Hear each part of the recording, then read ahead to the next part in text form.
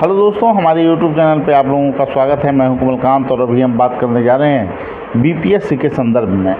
और बीपीएससी के माध्यम से अभी जो है आपको पता होगा कि ब्लॉक एग्रीकल्चर ऑफिसर का इंटरव्यू चल रहा है।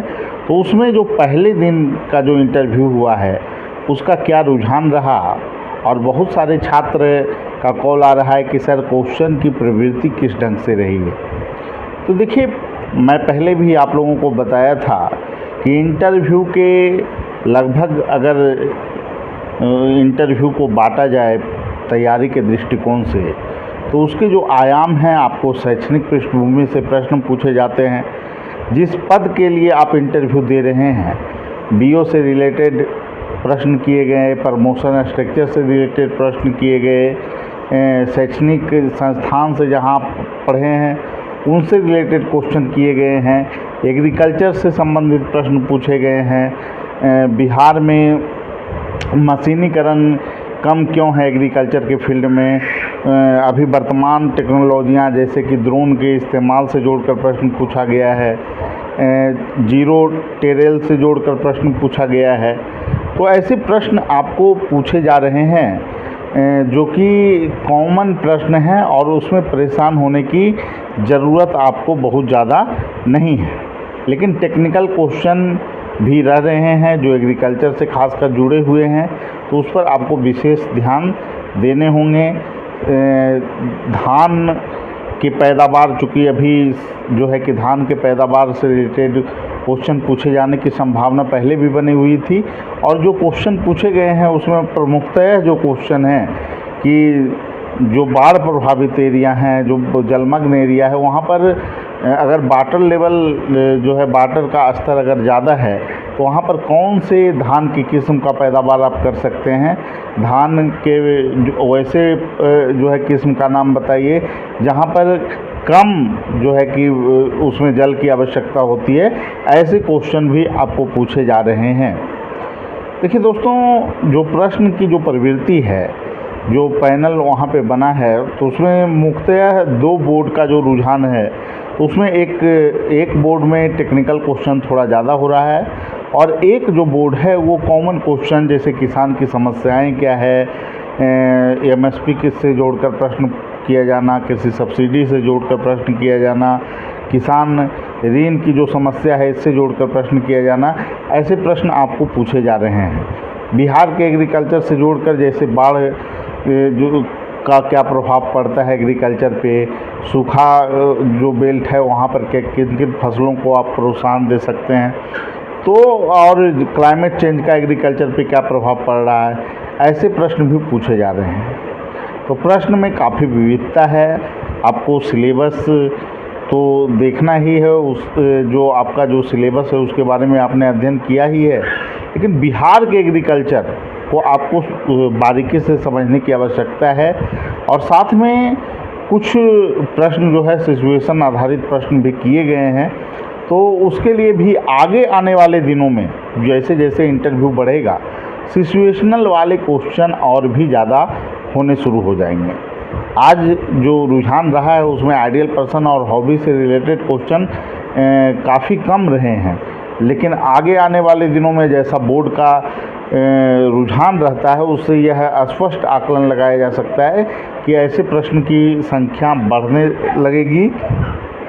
तो आपको सभी चीज़ों के लिए तैयार रहना है, चाहे वो शैक्षणिक गतिविधि से रिलेटेड प्रश्न हो, चाहे वो आपको जो है कि कृषि से जुड़ा हुआ आयाम से रिलेटेड क्वेश्चन हो, बिहार के एग्रीकल्चर से जुड़ा हुआ, समस्या से जुड़ा हुआ, बहुत सारे विवादित इशू जो हैं एग्रीकल्चर में उससे जुड़ा हुआ प्रश्न हो, WTO से जोड़कर भी प्रश्न पूछा जा सकता है। जैसे कृषि सब्सिडी जो दिया जाता है तो वो कहाँ तक सही है, क्योंकि WTO में कृषि सब्सिडी को लेकर हमेशा विकसित कंट्री जो हैं ये आरोप लगाते हैं कि भारत को कृषि सब्सिडी ज़्यादा नहीं देना चाहिए।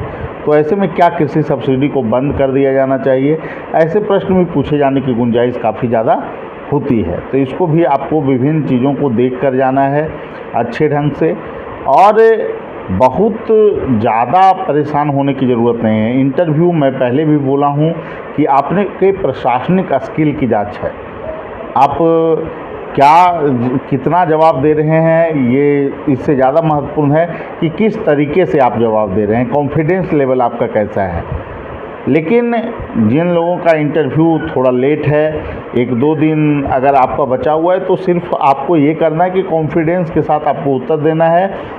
कुछ फैक्ट भी पूछे जा रहे हैं, तो फैक्ट को लेकर परेशान नहीं होना है। अगर आप जानते हैं तो जवाब दीजिए, क्योंकि फैक्ट को याद करने की एक सीमा है वो। और अगर जिन प्रश्नों को आप वहाँ पे नहीं जान रहे हैं, सीधे आप सॉरी बोलिए।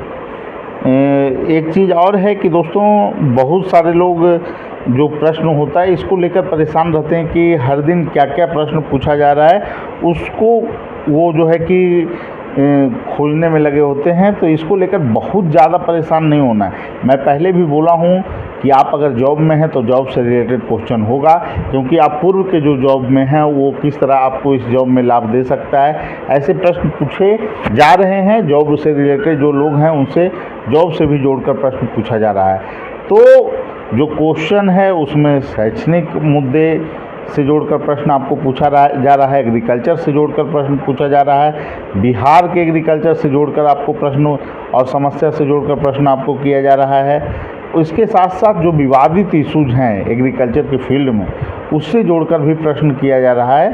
हालांकि उसकी संख्या अभी तुलनात्मक रूप से कम है, लेकिन ये आगे आने वाले दिनों में और बढ़ेगी। सिचुएशन बेस्ड क्वेश्चन और भी ज़्यादा बढ़ेगा, पद से जुड़ा हुआ क्वेश्चन और भी ज़्यादा बढ़ेगा। आइडियल पर्सन हॉबी को बिल्कुल आपको तैयार रखना है। और जो जैसे जैसे इंटरव्यू बढ़ता है उसमें करेंट के मुद्दे, जो चर्चा के मुद्दे रहे हैं, उससे रिलेटेड भी क्वेश्चन बोर्ड करने लगता है। तो इन सभी चीज़ों को भी आपको देख कर जाना है। जैसे बिहार को विशेष राज्य का दर्जा, महिला सशक्तिकरण से जोड़कर क्वेश्चन, शराबबंदी के क्या फ़ायदा है, नुकसान है, इन सभी आयाम को भी थोड़ा सा जिनके पास समय है वो देख लें।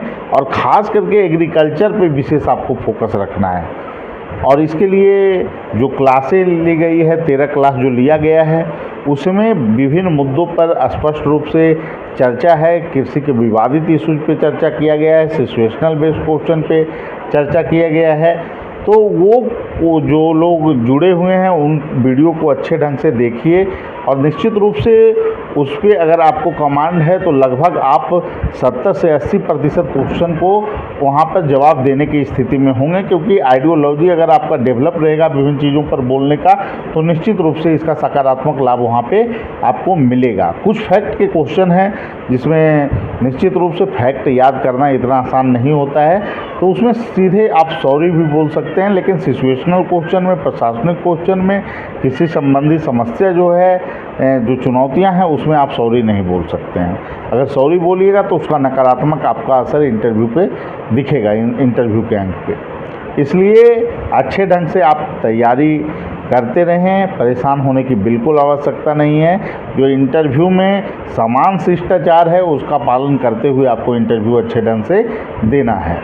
जो लोग जुड़ना चाहते हैं हमारे इंटरव्यू कार्यक्रम से, और जो क्लास है वो क्लास को भी देखना आपके लिए काफ़ी लाभदायक हो सकता है। क्योंकि क्लास अभी जो समय है उसमें बहुत सारे लोग पैनिक हैं, परेशान हो जाते हैं कि सर क्या पढ़ें क्या नहीं पढ़ें।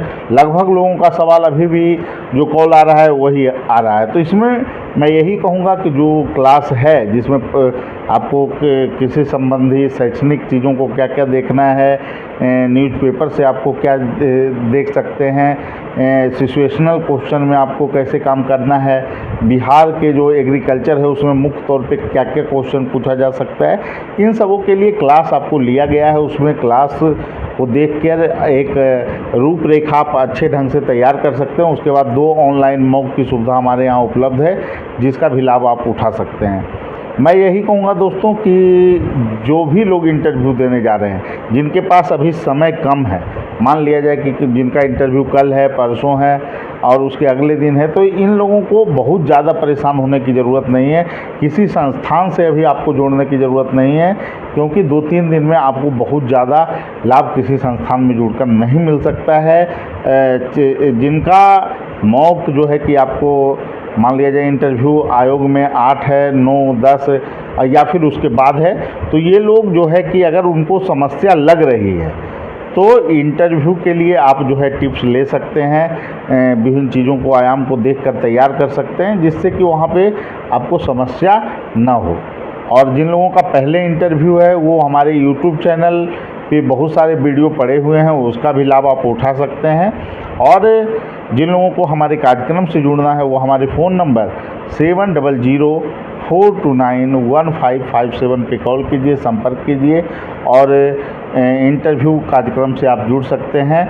13 जो वीडियो है उसको पहले देखकर अच्छे ढंग से चीज़ों को तैयार कर लेना है।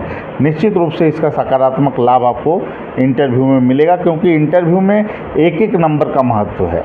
मैं पहले भी बोला हूँ कि जो बच्चे यहाँ पर 35 या 36, 37 स्कोर कर लेंगे, वो अगर बॉर्डर पे भी होंगे मेंस में तो निश्चित रूप से उनको सफलता मिलेगी। तो किसी भी कीमत पे आपको इंटरव्यू को नेगलेक्ट नहीं करना है, इग्नोर नहीं करना है, क्योंकि समय कम है दोस्तों। और बेहतर ढंग से कॉन्फिडेंस के साथ अगर आप इंटरव्यू देते हैं तो निश्चित रूप से आपको इसका सकारात्मक असर होगा और अच्छे अंक मिलने की संभावना काफ़ी प्रबल हो जाएगी। ठीक है दोस्तों, फिर अगले वीडियो में मिलेंगे। सभी लोगों को धन्यवाद।